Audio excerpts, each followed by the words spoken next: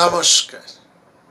প্রাণারামের মাধ্যমে সম্প্রচারিত ভারত কথার গ্রন্থিমোচনের 405তম পর্বে আপনাদের সবাইকে জানাই সাদর সম্ভাষণ। মহামতি অনন্তলালের পরম আশীর্বাদে আমরা শুনে চলেছি ভারত কথা। ভারত কথায় আমরা শুনছি শ্রীকৃষ্ণের প্রসঙ্গ। শ্রীকৃষ্ণ অনুধ্যানের আজ 14তম পর্ব। এই শ্রীকৃষ্ণ অনুধ্যানে আমরা বিশাল ব্যক্তিত্ব সম্পন্ন এই মানুষটিকে আমরা নতুন নতুন করে আবিষ্কার করছি এবং তার কথা প্রসঙ্গেই আমরা এসেছি তারই এক বাল্যকালের এক বহু গুরুত্বপূর্ণ ঘটনা, কালীয় দমন। এই কালীয়, যিনি আমরা এতদিনে যা জেনেছি তিনি নাগ জনজাতির একজন নেতা বা রাজা। এখন শ্রীকৃষ্ণর যে এই ব্যক্তিত্ব, শ্রীকৃষ্ণ এমন একজন ব্যক্তিত্ব সম্পন্ন মানুষ, আমাদের ভারতবর্ষের সমস্ত দর্শন, সমস্ত জ্ঞান তত্ত্ব, সমস্ত মার্গ, সমস্ত ধর্মীয় ধারণা, উপনিষদ থেকে আরম্ভ করে বেদান্ত এবং অন্যান্য যত ধরনের মতবাদ আছে, প্রত্যেকেই এই মানুষটিকে তাদের যুক্তির নিরিখে বিশ্লেষণ করেছেন। ফলত এই কৃষ্ণ স্বাভাবিকভাবেই তিনি তার জন্ম মুহূর্ত হতেই, কিংবা বলা ভালো জন্মের প্রাক মুহূর্ত হতেই, এই সমস্ত তত্ত্বে ও তথ্যে তাকে একেবারে ঈশ্বরত্বে প্রতিষ্ঠা করে দেওয়া হয়েছে। তিনি প্রতিষ্ঠিত হয়েছেন ঈশ্বরত্বে। কিন্তু আসলে এই বিভিন্ন পৌরাণিক বিরাট চরিত্রকে যেমন ভাবে ঈশ্বরত্বের অনুলেপনে দাঁড় করানো হয়েছে, বর্ণনা করা হয়েছে, এখানে আমরা কিন্তু একটা সুবিধেও পাচ্ছি এটাই যে চৈতন্যপন্থী বৈষ্ণবেরা যেমন আছেন, তারা কিন্তু আমাদেরকে অনেকটা বাঁচিয়ে দিয়েছে। কারণ তারা শ্রী ঐশ্বর্যশালী কৃষ্ণকে যথেষ্ট শ্রদ্ধা করেন, কিন্তু তাকে আলাদা করে কোনো ব্যক্তিত্ব হিসেবে স্বীকার করেন না। তাদের সমস্ত ভাবনা, তাদের সমস্ত ভাব এবং ভক্তি, তাদের দর্শন এবং তাদের শাস্ত্র সবটাই তাদের মনের মানুষ, প্রাণের মানুষ সেই ঈশ্বরত্ব কৃষ্ণ নন, বরং যশোদানন্দ, গোপাল, গোবিন্দ, নন্দলালাকে নিয়ে। এখানটাই আমাদেরকে কিন্তু অনেকটা সহজ করে দিয়েছে। কেন আমরা এই কথাটা বলছি?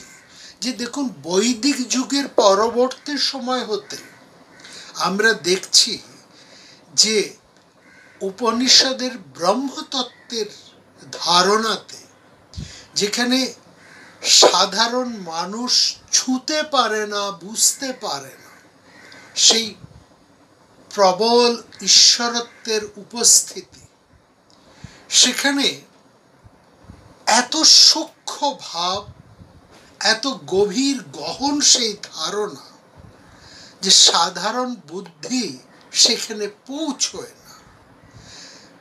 এবং ফলত ঔপনিষদিক ভাবনায় সাধারণ মানুষ সেই ঈশ্বরকে ছুঁতে পারে না বলেই সেখানে আবার অবতারত্বের একটা ধারণা সৃষ্টি হয়েছে, এটা আমরা লক্ষ্য করছি।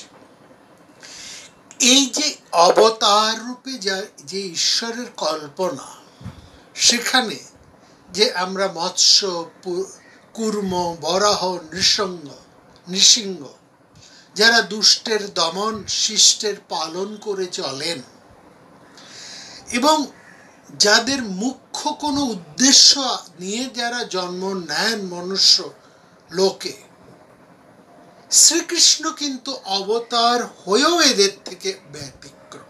শ্রীকৃষ্ণকে এই জন্য দশাবতারের মধ্যে আমরা পাই না। সেখানে রাম আছেন, পরশুরাম আছেন, বলরামও আছেন, কিন্তু লক্ষ্য করবেন শ্রীকৃষ্ণ নেই, কারণ তিনি অবতারী। তিনি যেমন কিং মেকার, তিনি আবার যেমন এই অবতারদেরকেও তিনি ছাপিয়ে যান। অর্থাৎ কৃষ্ণের মধ্যে দুষ্ট দমন, শিষ্ট পালনের উদ্দেশ্য নিয়েই কেবলমাত্র তার এই মানে মনুষ্য লোকে পৃথিবীতে নেমে আসা মাত্র তার মুখ্য উদ্দেশ্য নয়, তিনি আরো বহু বহু উদ্দেশ্য সাধন করেছেন।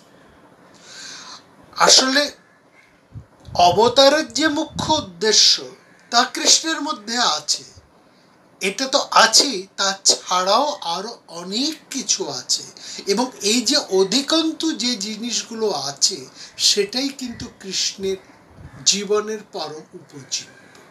এটা হচ্ছে বোঝার। অর্থাৎ তিনি কংসবধ কিংবা কুরুক্ষেত্র যুদ্ধে কৌরব পক্ষদেরকে নাশ করার জন্যই এই ভূভারতে আসেননি।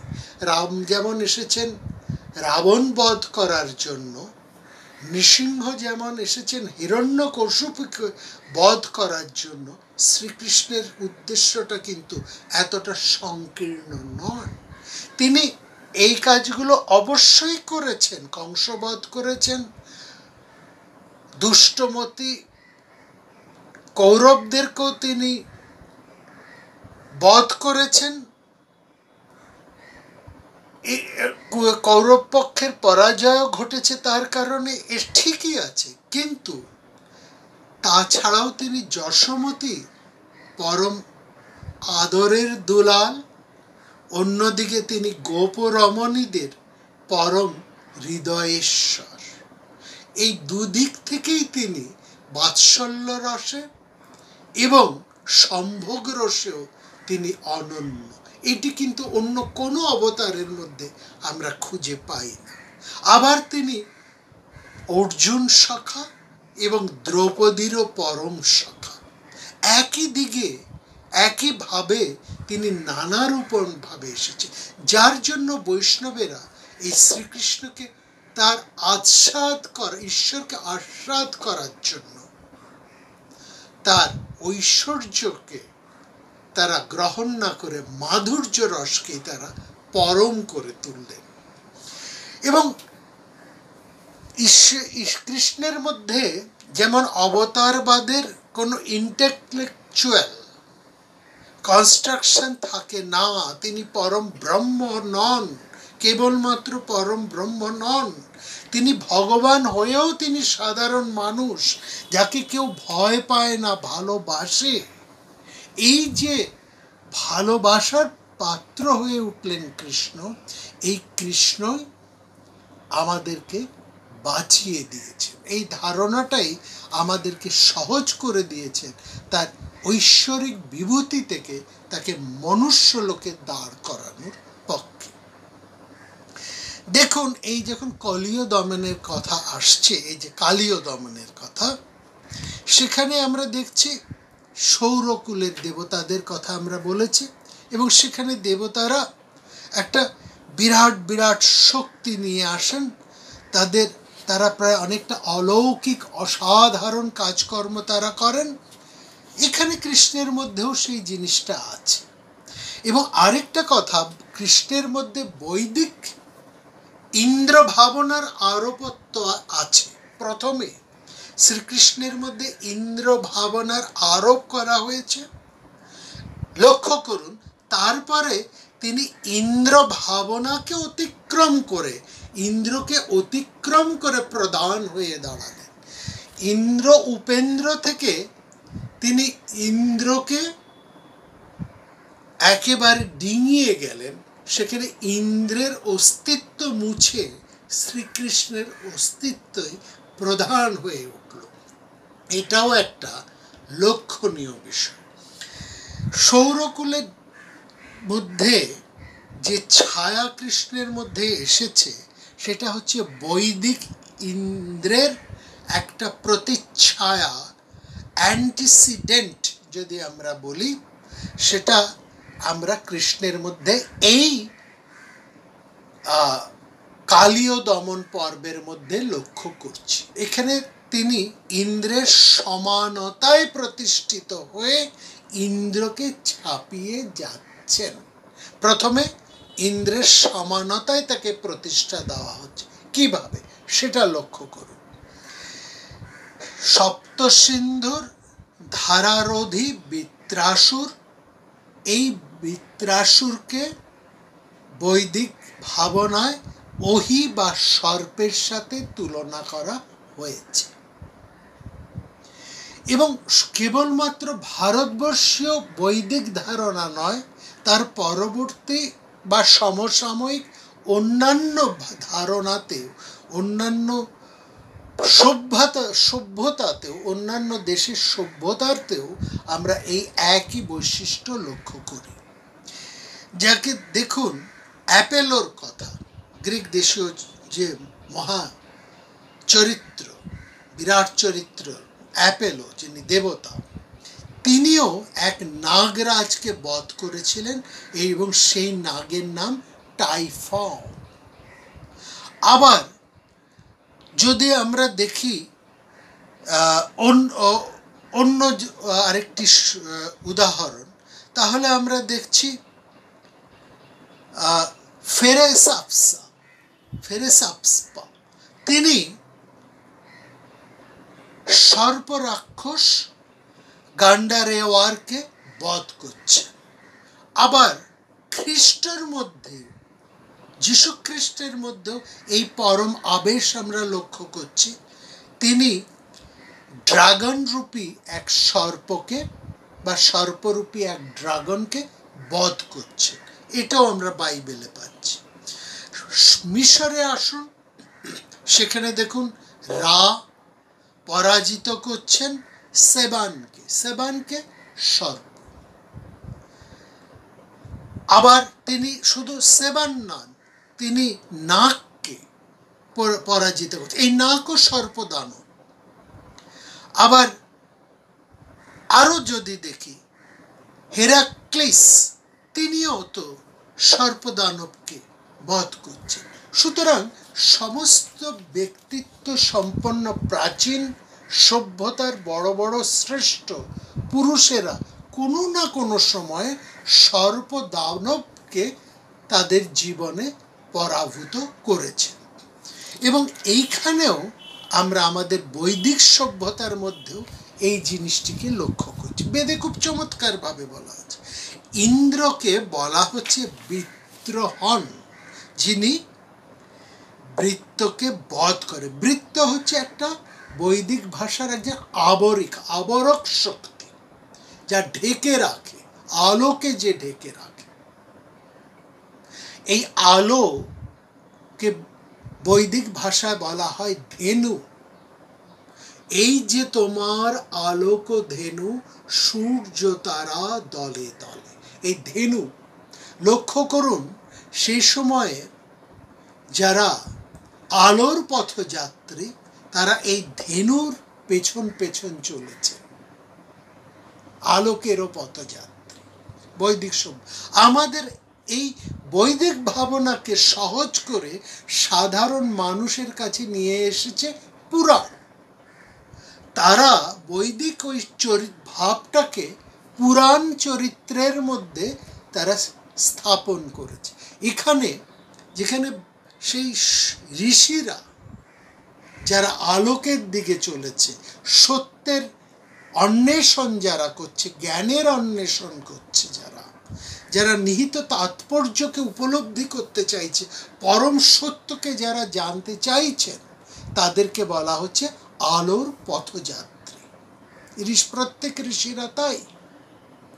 এবং এই ঋষিদের পথ চলাই এই আলোর পথযাত্রী, তারা যেন প্রভাতের এই ধেনুকে দেখছে। আলো তাদের কাছে যেন এই গোপ আলো রূপে, এই গো শক্তি রূপে তাদের কাছে এসে উপস্থিত হচ্ছে। সমস্ত আকাশটা যেন একটা ব্রজভূমি পুরাণকারদের কথা অনুসারে, এবং সেখানে সূর্য উদিত হচ্ছেন।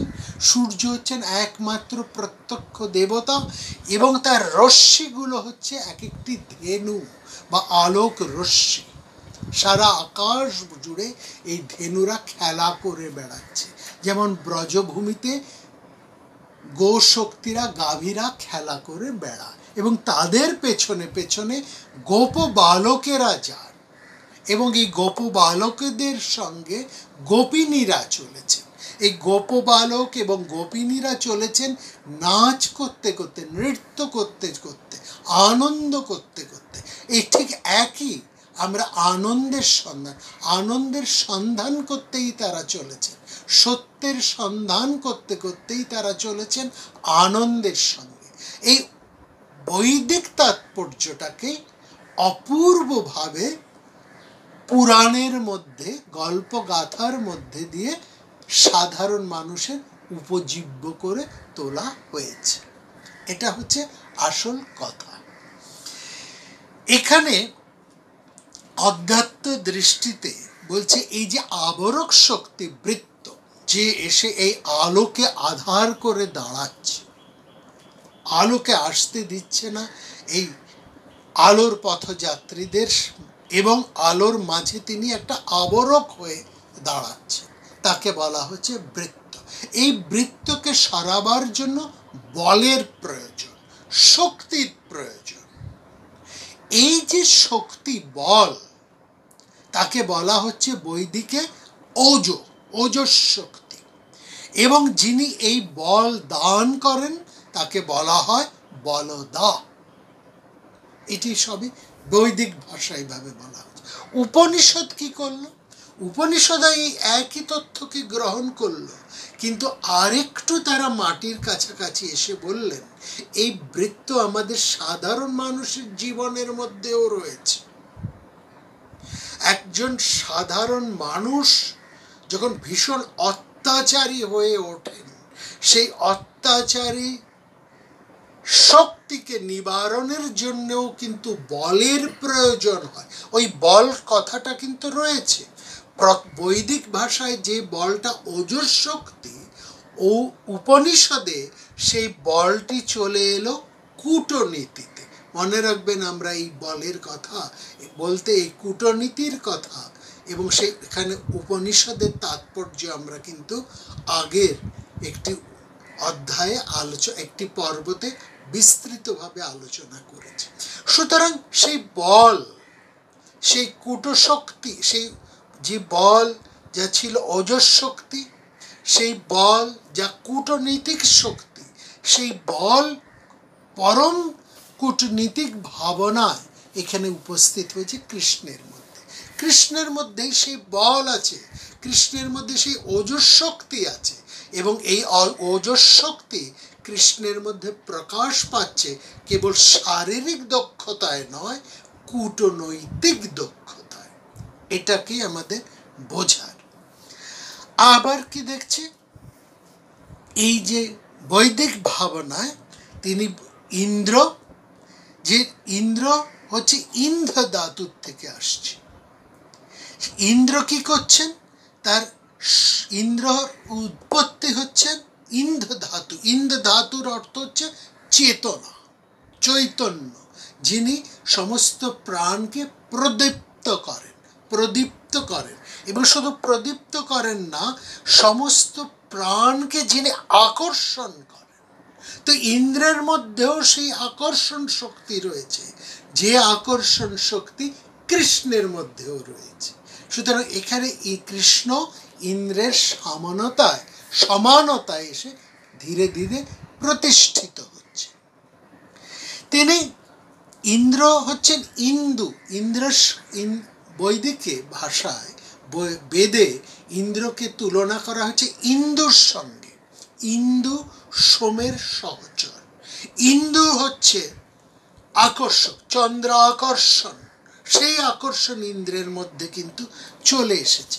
সুতরাং দেখুন, এই যে ইন্দ্রের বৃত্তহন বা আকর্ষণ, এই সমস্ত জিনিসগুলোই কিন্তু আমরা কৃষ্ণের মধ্যে আরোপিত হতে দেখছি। এবার বৃত্ত, এই যে আবরক, তাকে বেদে তাকে বলা হচ্ছে অহির সাথে, অহি শব্দের সাথে অর্থ হলো সর্প। অহি, বৃত্তকে তুলনা করা হচ্ছে অহির সাথে, সর্পের সাথে। ইন্দ্র বৃত্তকে হত্যা করেছেন, সেই জন্য তিনি যেমন বৃত্তহন্তক, তেমনি তিনি অহির হত্যা করেছেন, অর্থাৎ বৃত্তরূপী অহিকে। কারণ বৃত্ত আবরক, কিরকম আবরক না সাপের মতন কুণ্ডলি পাকিয়ে পাকিয়ে রয়েছে। যেন মেঘ যেমন কুণ্ডলি পাকিয়ে পাকিয়ে আলোকে পৃথিবীর বুকে পৌঁছতে দেয় না, আর সূর্য এবং পৃথিবীর মাঝখানে মেঘ যেমন কুণ্ডলি পাকিয়ে পাকিয়ে একটা আবরক শক্তি হয়ে বাধা হয়ে দাঁড়ান, বৃত্তই হচ্ছে সেই আবরক শক্তি বা সেই অহি বা সর্পশক্তি। একে ইন্দ্র বজ্র দ্বারা হত্যা করেছেন বা এই আবরণ শক্তিকে তিনি সরিয়ে দিয়েছেন।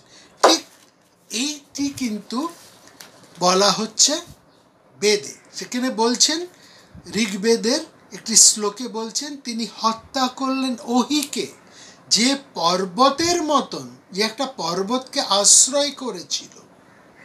এবং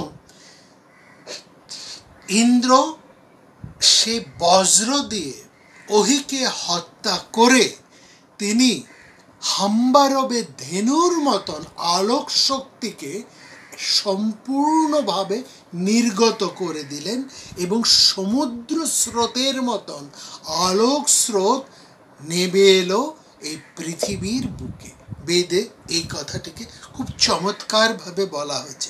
বলে আহন্ন আহিং পর্বতে শিশ্রিয়ায়ং তষ্টায়স বজ্রং স্বয়ং ততস্ক রাশ্রায়ীব ধনুরসন্দমানা আন্ধ্র সমুদ্রম আর জগবং আপ। ঋগ্বেদের 1:32 এই শ্লোকের মধ্যে এটি আলোচনা। আরও এই কথা বারবার নানাভাবে এখানে বলা হয়েছে সে বজ্র আঘাতে বৃত্তরূপী অহি ইন্দ্রের পায়ের তলায় লুটিয়ে পড়ল। ইন্দ্র যেন সেই অহিরূপী বজ্রের, অহিরূপী বৃত্তের মাথায় দাঁড়িয়ে আছে। একেবারে এই কথাটি বলছে বেদের মধ্যে, সেটা বলছে। সেখানে বলছেন, নন্দং না ভিন্নম আমুয়াসায়নং মন রুহান अतियन्तापयास चिद्ब्रह महिमं पर्यतिष्ठं तासाम अहि पत्सुनीसं बसुम। 1:32-8 ওখানেই বলছে যে বৃত্ত এতক্ষণ বিপুল হয়ে ফনা বিস্তার করেছিল ইন্দ্রের বজ্রাঘাতে, সেই অহি ইন্দ্রের পায়ের তলায় লুটিয়ে পড়েছে। ইন্দ্র যেন সেই অহির মাথায় দাঁড়িয়ে আছেন, এইভাবে বলেছে। এবং তার ফলে সমস্ত আলোকরূপী ধেনুরা মুক্ত হয়ে ছড়িয়ে পড়েছে আকাশের সমস্ত কোণে কোণে। এবং এই ভাবনাটাকে কি অপূর্বভাবে লক্ষ্য করুন, এই বেদ মীমাংসায় অনির্বাণ, মহর্ষি অনির্বাণ তাকে কি অপূর্বভাবে ব্যাখ্যা করেছে। সেই জায়গাটা দেখুন, বলছেন তিনি যে বৃত্তের মায়া বা চেতনার পর অবিদ্যার এক আবরণ সারা আকাশ ব্যাপী ছেয়ে আছে। আধারের কত গভীরে যে তার প্রভাব শিকড় মেলেছে কে তা বলতে পারবে। তবু আলোর মুক্তি যে জীবনে চাই। অনির বাধা বৃত্তের আড়াল যে মুহূর্তে ইন্দ্রের বজ্রাঘাতে চুরমার হয়ে গেল, আলোর দেবতা নিজে এসে আধারে অভিপ্সার আগুন জ্বালিয়ে দিলেন, প্রসাদের সৌম্য সুধায় সমস্ত চেতনাকে নন্দিত করে। পনির কবল হতে আলোক যুথকে ছিনিয়ে নিয়ে এলেন তিনি, অচিতির অপ্রকৃত গহন গভীর হতে উন্মিলিত করলেন বৃত্তের অধঃপ্রসৃত শিরজাল, জীবনের আলো ফুটে উঠল। অবরোধ মুক্ত গোযুথের মধ্যে সৌম্য পুরুষ এসে দাঁড়ালেন গোবিন্দু রূপে, প্রাণ সমুদ্রের উর্মিমালায় দুলে দুলে জ্যোতির্ময় দেবতা উদ্ভাসিত করলেন তার তুরীয় ধাম। বহুজন হিতায় বহুজন সুখায় চ প্রস্ফুরিত করলেন এক মহাজ্যোতি, যা আর্য চেতনার দিশা এবং আর্য চেতনার দিশারি এবং এশনীয়। সেই একই জ্যোতি বহুকে তখন গাচ্ছে অখণ্ড সৌষম্যের সূত্রে। এখানে লক্ষ্য করুন, সেই সৌম্য পুরুষকে তিনি তুলনা করেছেন গোবিন্দের সাথে। গোবিন্দ এটিও কিন্তু বৈদিক শব্দ ধারার থেকে উদ্ভাসিত এক শব্দ। গো শব্দের অর্থ আলো, আলোককে যিনি আকর্ষণ করে নিজের মধ্যে নিয়ে আসেন বা যে আলোককে যিনি সমস্ত জায়গায় ছড়িয়ে দেন, তিনি হচ্ছেন গোবিন্দ। আলো যার থেকে উৎসারিত, আলোর উৎস যেখানে ঢাকা পড়ে যায়, সে আবরক সরিয়ে, সে ঢাকা সরিয়ে আলোর মুখকে যিনি খুলে দেন, ছড়িয়ে দেন যিনি, তিনি হচ্ছেন গোবিন্দ। ঠিক এই ভাবনাটাই, বৈদিক এই ভাবনাটাই পুরাণকারেরা অতি অপূর্বভাবে প্রতিষ্ঠা করেছে এই কালীর মধ্যে। এখানে শ্রীকৃষ্ণ যেন সেই একই রকম ইন্দ্রের মতনই তিনি বৃত্তরূপী মহাসর্প কালীয়কে বধ করে তিনি গোপজীবনের, ব্রজজীবনের মধ্যে তিনি সমস্ত অন্ধকার আবরণ শক্তি বাধা তাকে তিনি মুক্ত করে দিলেন। গোপজন জীবন মুক্ত হয়ে গেল এক বাধার থেকে। এই বাধা বা আবরক হিসেবেই এখানে দাঁড়িয়ে আছে কালীয়। এইভাবে আমরা লক্ষ্য করছি শ্রীকৃষ্ণের মধ্যে বৈদিক ইন্দ্রের একটা তুলনা, বা শ্রীকৃষ্ণকে সেই বৈদিক ইন্দ্রের সহ সাম্যে প্রতিষ্ঠিত করা হয়েছে। এখানে তিনি ইন্দ্রের সাথে একই আসনে প্রতিষ্ঠিত হলেন। এবং কালীয় দমনের পর ইন্দ্র যেমন বজ্র দ্বারা কালীয় দমনকে, বৃত্তাসুরকে, অহিরূপী বৃত্তাসুরকে বধ করে তিনি জগতের মধ্যে আলো ছড়িয়ে দিয়েছিলেন, কৃষ্ণ ঠিক এখানে কালীয়রূপী সর্পকে দমন করে গোপজীবনের মধ্যে একটা আলো অর্থাৎ পথ তিনি খুলে দিলেন। কিসের পথ খুলে দিলেন? না, সে স্রোত ধারা, যমুনা ধারার যাবার পথ। যমুনার জল আটকে দাঁড়িয়ে আছেন কালীয়, কৃষ্ণ সেই পথ উন্মুক্ত করে দিলেন। তাহলে এখানে বৈদিক ইন্দ্রর সাথেই আমাদের এই পুরাণ অর্ক শ্রীকৃষ্ণ একই সাম্যতায়, একই ভূমিতে প্রতিষ্ঠিত হলেন। এটা হচ্ছে বলার কথা। অর্থাৎ আমরা দেখছি নানাভাবে, নানা দিক থেকে শ্রীকৃষ্ণকে নানা তত্ত্বে, নানা দর্শনে, নানা জ্ঞানের নানা পথে, নানান ভূমিকায় তাকে বর্ণনা করা হয়েছে। আমরা এখানে এই সমস্ত কিছু বর্ণনার মধ্যে থেকে তার আসল স্বরূপটাকে এখানে বোঝার চেষ্টা করছি। আগামী পর্বে আমরা কালীয় দমনের আসল বাস্তব চেহারাটাকে যখন আরো পরিষ্কার করে বুঝতে পারবো, তখন আমরা বুঝতে পারবো এই সমস্ত বৈদিক ভাবনা থেকে মুক্ত হয়ে শ্রীকৃষ্ণ কেমন ধীরে ধীরে আমাদের মতন সাধারণ মানুষ হয়ে উঠছে।